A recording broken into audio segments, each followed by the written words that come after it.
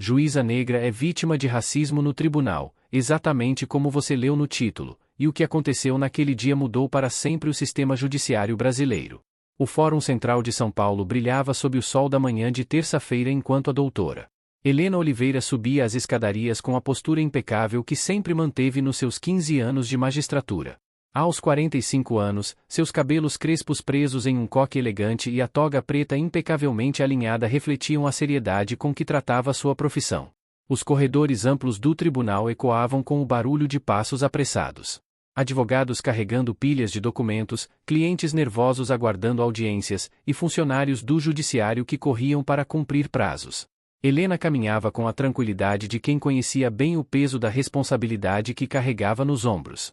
Ela seria a primeira juíza a presidir um caso de grande repercussão envolvendo um empresário poderoso da capital paulista.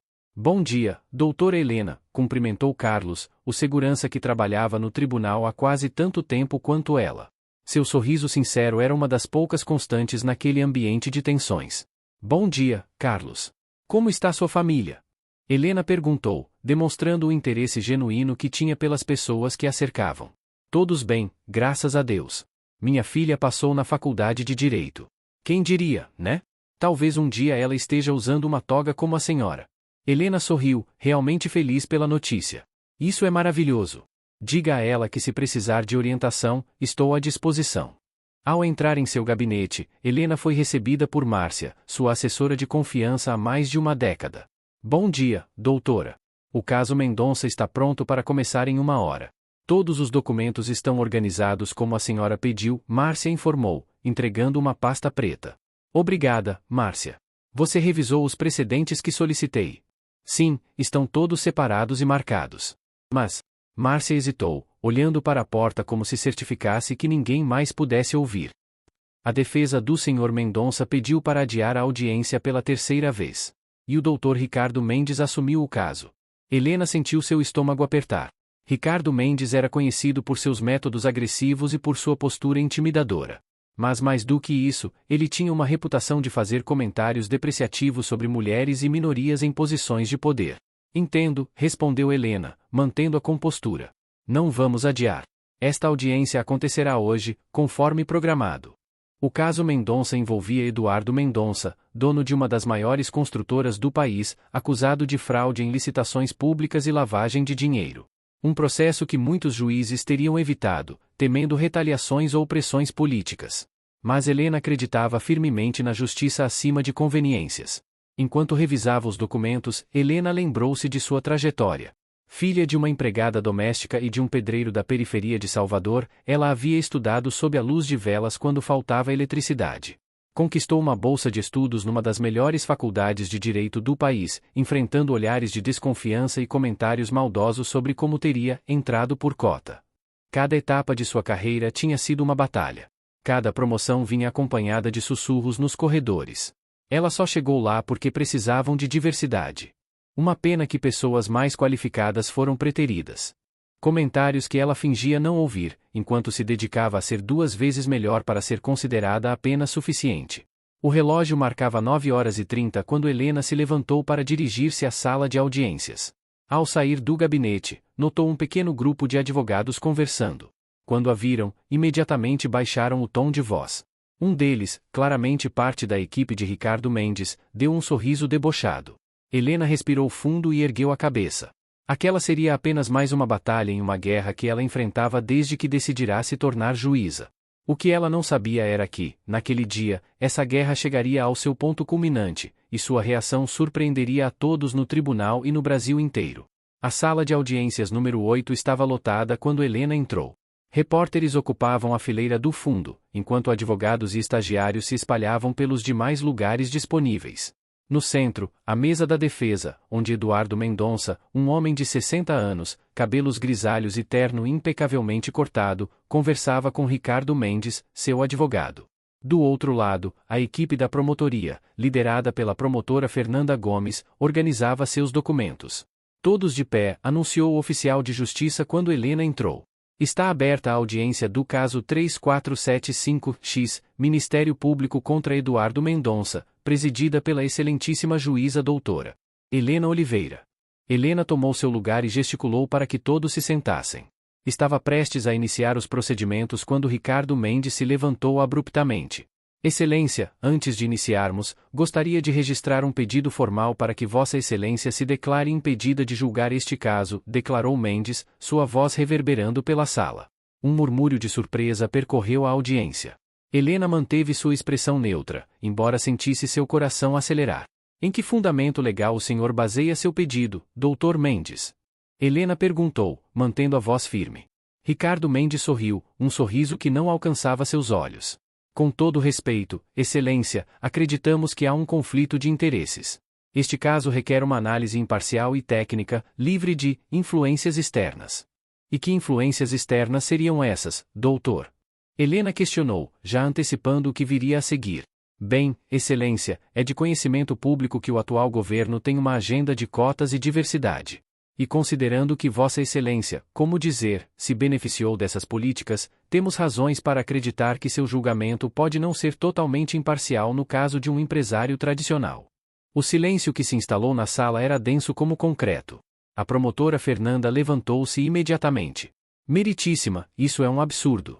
O Dr. Mendes está claramente insinuando que a origem da doutora Helena afetaria sua capacidade de julgar. Isso é racismo explícito e deve ser punido.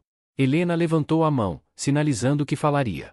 Sua voz, quando finalmente quebrou o silêncio, surpreendeu a todos por sua calma absoluta. Dr. Mendes, o senhor está sugerindo que minha cor de pele ou origem social me tornam menos capaz de exercer minha função com imparcialidade. Ricardo Mendes ajustou sua gravata, visivelmente desconfortável com a diretriz da pergunta. De forma alguma, Excelência. Estou apenas sugerindo que, neste caso específico, onde há interesses governamentais em punir empresários de sucesso, alguém com sua trajetória poderia ter um viés natural. Nesse momento, Eduardo Mendonça sussurrou algo no ouvido de seu advogado, que continuou: meu cliente apenas deseja um julgamento justo, sem qualquer viés ideológico. Nada mais. Helena respirou fundo. Em seus 15 anos de magistratura, nunca havia sido tão explicitamente desafiada por sua identidade.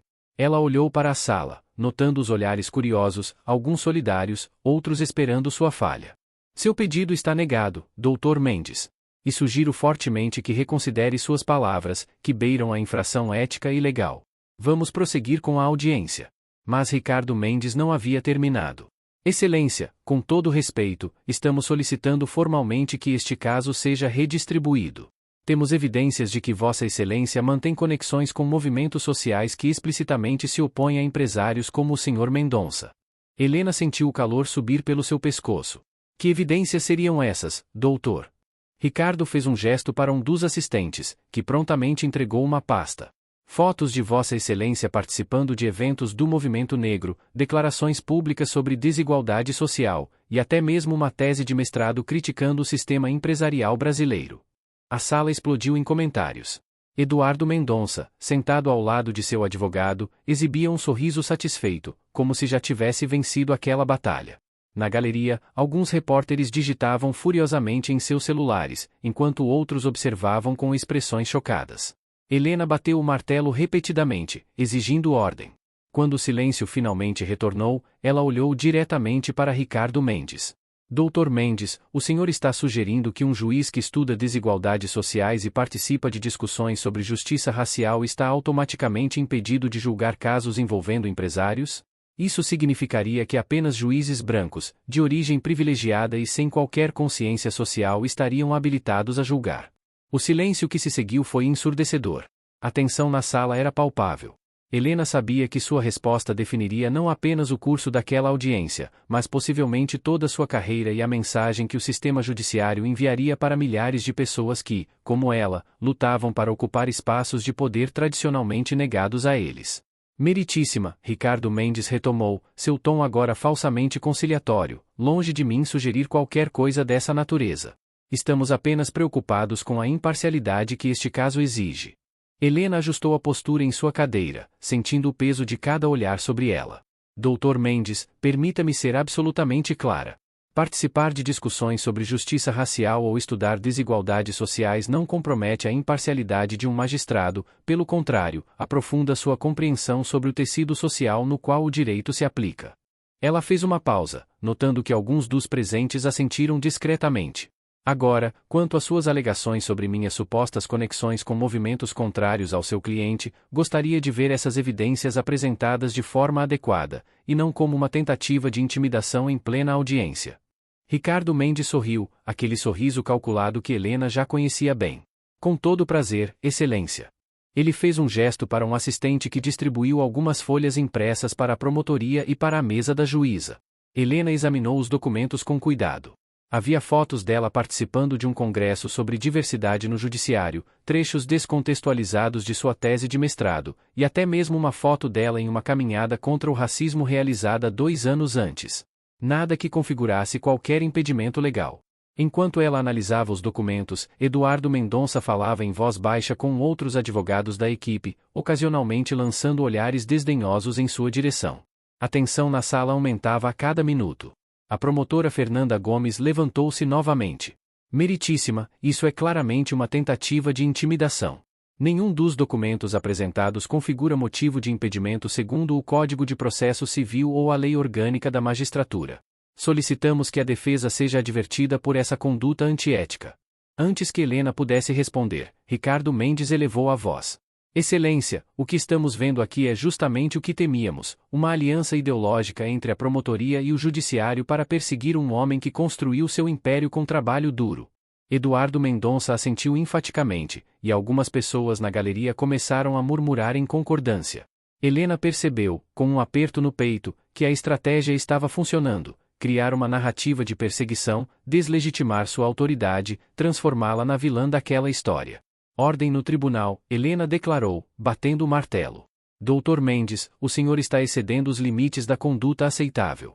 Esta é sua primeira e última advertência. Ricardo sorriu, como se a advertência fosse exatamente o que ele esperava. Com todo respeito, Excelência, estamos apenas exercendo o direito constitucional de defesa plena.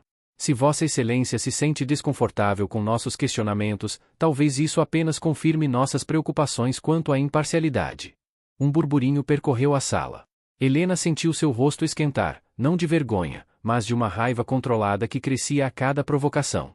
Em seus anos de carreira, ela havia aprendido a suportar microagressões diárias, comentários sutis, dúvidas constantes sobre sua competência. Mas nunca havia enfrentado um ataque tão aberto, tão calculado para desestabilizá-la em pleno exercício de sua função. Nesse momento, o celular de Eduardo Mendonça vibrou. Ele o verificou rapidamente e então sussurrou algo no ouvido de Ricardo Mendes, que sorriu com satisfação. Meritíssima, Ricardo anunciou, acabamos de receber informação de que o desembargador Paulo Guimarães acaba de aceitar nosso pedido de habeas corpus preventivo, solicitando que este caso seja redistribuído a outro juízo. Solicitamos, portanto, a suspensão imediata desta audiência. Helena sentiu como se tivesse levado um soco no estômago. Paulo Guimarães era conhecido por seu conservadorismo e por suas conexões com a elite empresarial. Aceitar um habeas corpus naquelas circunstâncias era, no mínimo, irregular. A sala explodiu em conversas. Repórteres saíam apressados para divulgar a notícia. A equipe da promotoria conferia freneticamente seus celulares, tentando confirmar a informação. E Eduardo Mendonça sorria abertamente, como um homem que sabia que, mais uma vez, o sistema funcionaria a seu favor. Helena olhou ao redor, percebendo os olhares de pena, curiosidade, ou até mesmo satisfação velada. Era como se todos aguardassem seu colapso, sua derrota, sua humilhação pública. 15 anos de carreira impecável estavam prestes a ser manchados por um ato de racismo institucional disfarçado de procedimento legal. Naquele momento, ela tomou uma decisão que mudaria não apenas o rumo daquela audiência, mas potencialmente todo o sistema judiciário brasileiro. Esta audiência está suspensa por 30 minutos, Helena anunciou, batendo o martelo com firmeza. Quero verificar pessoalmente esta informação. Enquanto as pessoas começavam a se dispersar para o intervalo, ela se levantou com dignidade e dirigiu-se ao seu gabinete, ignorando os olhares e cochichos que a seguiam. Ao fechar a porta atrás de si, finalmente permitiu que sua máscara de impassibilidade caísse por um momento. Respirando fundo, Helena pegou o telefone e ligou diretamente para o gabinete do desembargador Paulo Guimarães. Aqui é a juíza Helena Oliveira. Preciso falar com o desembargador sobre um habeas corpus que teria sido concedido nos últimos minutos. Após alguns momentos de espera, a voz grave de Paulo Guimarães soou do outro lado da linha. Doutora. Helena, eu estava prestes a entrar em contato com você sobre esse assunto, ele disse, com um tom que misturava formalidade e desconforto. É verdade que o senhor concedeu um habeas corpus interferindo na minha jurisdição, sem sequer me ouvir primeiro? Helena perguntou diretamente. Houve uma pausa do outro lado. Doutora Helena, recebi um pedido urgente alegando que havia clara parcialidade na condução do caso. Concedi uma liminar para suspender a audiência até que os argumentos possam ser analisados com mais calma. Baseado em que evidências, desembargador? Em fotos minhas em eventos sobre diversidade? Na minha tese de mestrado. A voz de Helena agora carregava uma indignação controlada. Helena, Paulo baixou o tom, usando seu primeiro nome numa tentativa de amenizar a conversa. Você sabe como funcionam essas coisas. O Mendonça tem conexões poderosas. Esse caso é muito sensível politicamente. O que estou ouvindo, desembargador, é que a lei se curva diante do poder econômico e que juízes negros precisam ser colocados em seu lugar quando ousam julgar os poderosos. O silêncio que se seguiu foi revelador. Finalmente, Paulo respondeu: não coloque palavras na minha boca. Estou apenas seguindo o procedimento legal. Não, o senhor está subvertendo o procedimento legal, e nós dois sabemos disso, Helena respondeu, sua voz agora firme e decidida. Mas saiba que não vou me curvar a essa intimidação. E tenho certeza que a imprensa terá muito interesse em saber como esse habeas corpus foi concedido com tanta rapidez e baseado em argumentos tão frágeis. Antes que o desembargador pudesse responder, Helena desligou o telefone. Seu coração batia acelerado, mas uma nova determinação crescia dentro dela. Isso não era mais apenas sobre um caso, era sobre dignidade, sobre o direito de ocupar seu espaço, sobre abrir caminhos para outros que viriam depois dela. Helena abriu seu notebook e começou a digitar rapidamente. Em poucos minutos, redigiu um documento oficial recusando-se a cumprir a liminar do habeas corpus, citando violações procedimentais e questionando a interferência indevida em sua jurisdição. Era uma medida arriscada, quase sem precedentes, que poderia custar sua carreira. Mas ela sabia que aquele era um momento definidor. Quando o documento estava pronto, Helena o imprimiu e assinou. Em seguida, chamou Márcia, sua assessora de confiança. Márcia, preciso que você faça cópias deste documento para todas as partes envolvidas e também para a imprensa presente, ela instruiu, entregando o papel. Márcia leu rapidamente o conteúdo, seus olhos se arregalando de surpresa. Doutora Helena, tem certeza? Isso pode gerar consequências sérias. Helena sorriu, pela primeira vez naquele dia. Tenho certeza absoluta. Já permiti intimidações suficientes ao longo da minha carreira. Hoje isso acaba. Enquanto Márcia saía para cumprir a tarefa, Helena abriu uma gaveta de sua mesa e retirou um pequeno livro encadernado em couro, um presente de sua mãe quando ela se formou em direito. Dentro dele, uma citação de Nise da Silveira estava sublinhada: é necessário se espantar, se indignar e se contagiar, só assim é possível mudar a realidade. Aquelas palavras nunca haviam feito tanto sentido quanto naquele momento. Quando o intervalo de 30 minutos chegou ao fim, Helena retornou à sala de audiências com uma postura ainda mais ereta, um olhar ainda mais determinado. A sala estava lotada novamente, agora com ainda mais repórteres, atraídos pelos rumores de conflito. Se você está se sentindo tão indignado quanto eu com essa injustiça, continue acompanhando para ver como essa juíza corajosa vai enfrentar um sistema inteiro. A reviravolta está apenas começando. Helena tomou seu lugar à mesa do juiz, enquanto a sala fervilhava com expectativa. Ricardo Mendes e Eduardo Mendonça trocaram olhares confiantes, certos de sua vitória. Estavam tão acostumados a manipular o sistema que nem consideravam a possibilidade de um desfecho diferente. Esta audiência está reaberta, Helena anunciou, batendo o martelo. Antes de prosseguirmos, tenho um comunicado oficial a fazer. Ela pegou o documento que havia redigido e começou a lê-lo com voz clara e firme.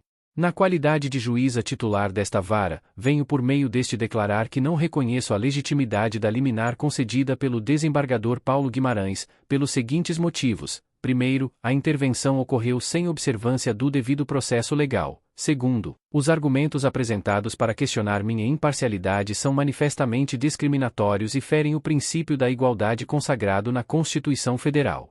Um burburinho percorreu a sala. Ricardo Mendes levantou-se, vermelho de indignação.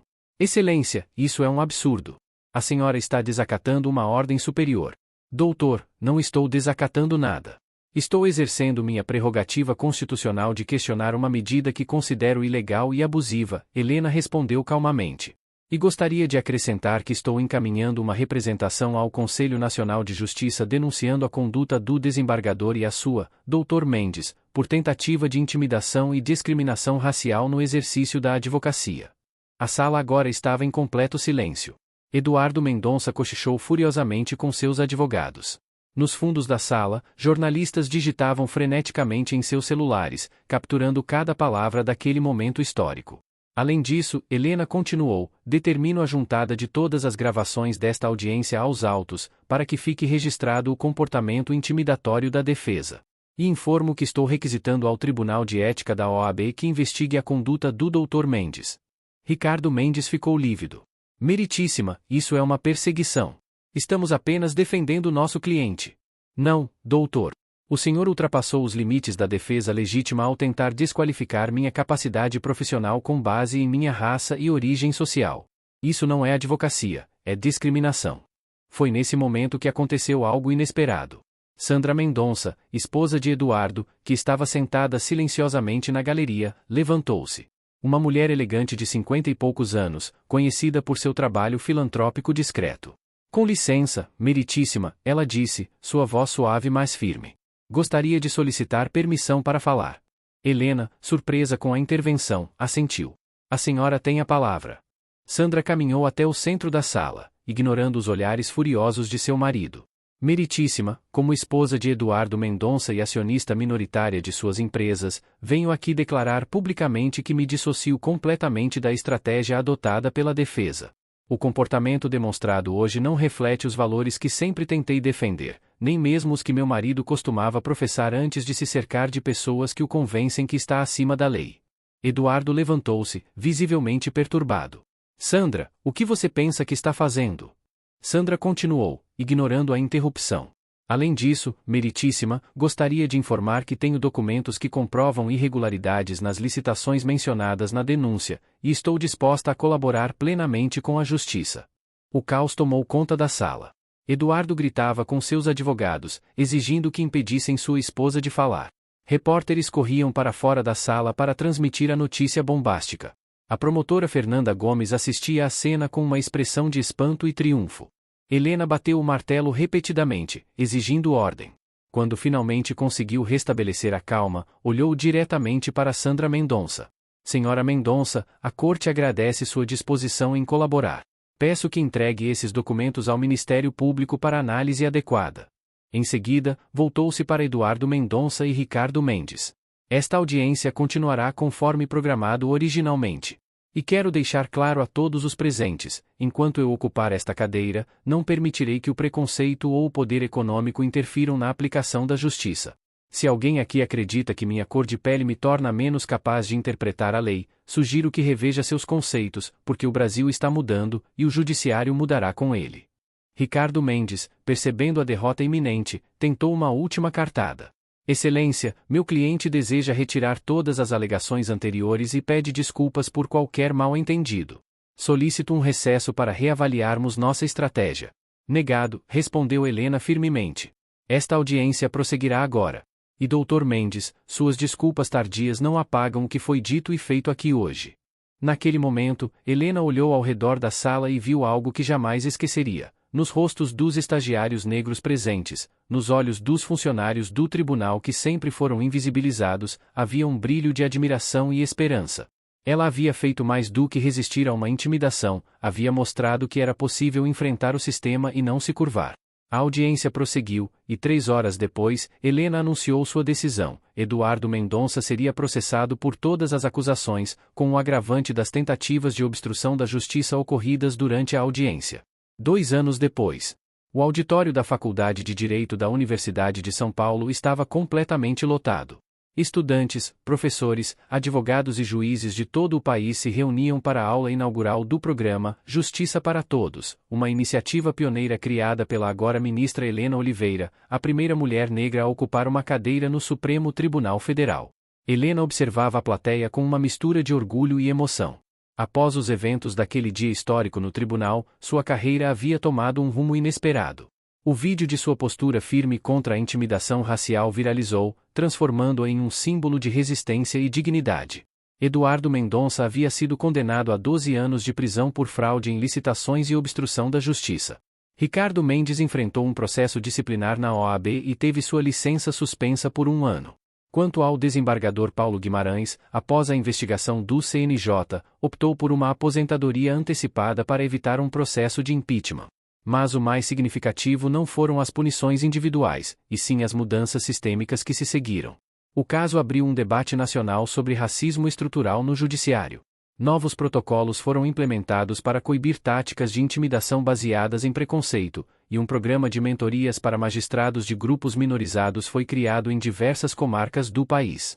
Ministra Helena, podemos começar? Perguntou a reitora da faculdade, tirando-a de seus pensamentos. Helena sorriu e caminhou até o pódio, sendo recebida por uma calorosa salva de palmas. Boa noite a todos, ela começou. Quando iniciei minha carreira no direito, eu sonhava em mudar o mundo através da justiça. O que eu não sabia era como esse mundo tentaria me mudar primeiro, me moldando para caber em espaços que não foram projetados para pessoas como eu. Seus olhos percorreram o auditório, onde via dezenas de jovens estudantes negros que a olhavam com admiração. Há 2 anos, enfrentei um dos momentos mais difíceis da minha carreira. Fui atacada não pelos meus conhecimentos jurídicos ou pela minha conduta profissional, mas pela minha existência, por ser uma mulher negra ocupando uma posição de poder. Helena fez uma pausa, recordando a intensidade daquele dia. Naquele momento, eu tinha 2 escolhas: recuar e proteger minha carreira, ou enfrentar aquela injustiça, sabendo que poderia perder tudo o que havia conquistado. Escolhi enfrentar, não apenas por mim, mas por cada um de vocês que um dia seria julgado não por sua competência, mas por sua aparência.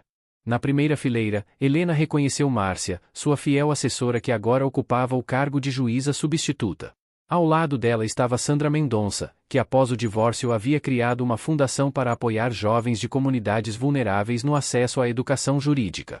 O que aconteceu depois vocês já conhecem. Mas o que talvez não saibam é que a verdadeira vitória não foi minha nomeação ao Supremo ou as punições àqueles que tentaram me intimidar. A verdadeira vitória está aqui, nesta sala, nos olhos de cada estudante que agora acredita que seu lugar no judiciário é legítimo e possível. Helena respirou fundo antes de continuar. O racismo estrutural não desapareceu do nosso sistema judicial. Ainda temos um longo caminho a percorrer. Mas hoje, diferente de 2 anos atrás, não caminhamos sozinhos. Criamos redes de apoio, mecanismos de denúncia, e principalmente, estamos ocupando cada vez mais espaços de decisão. Ela olhou para o fundo da sala, onde uma equipe de filmagem transmitia o evento ao vivo para faculdades de direito de todo o país. Eu quero terminar contando algo que minha mãe, uma empregada doméstica que não teve a oportunidade de estudar, sempre me dizia: filha, eles podem até duvidar da sua capacidade quando você entrar na sala, mas farão silêncio quando você abrir a boca para falar. O Brasil está mudando porque estamos fazendo ele mudar, uma sala de audiência de cada vez, uma sentença de cada vez, um precedente de cada vez. A plateia se levantou em uma ovação espontânea. Helena sorriu, emocionada, ao ver o impacto de suas palavras e de sua trajetória. O caminho é longo, mas estamos apenas começando. E hoje, eu convido cada um de vocês a caminhar ao meu lado. Agora que você conhece essa história inspiradora de coragem e superação, não deixe que ela termine aqui. Compartilhe com seus amigos, deixe seu like e inscreva-se no canal para mais histórias que mostram como a determinação e a dignidade podem mudar sistemas inteiros. Comente abaixo, você já enfrentou ou testemunhou situações de preconceito no ambiente profissional? Como reagiu? E não se esqueça de ativar o sininho para ser notificado quando novas histórias como essa forem publicadas. Juntos, podemos inspirar mudanças reais na sociedade.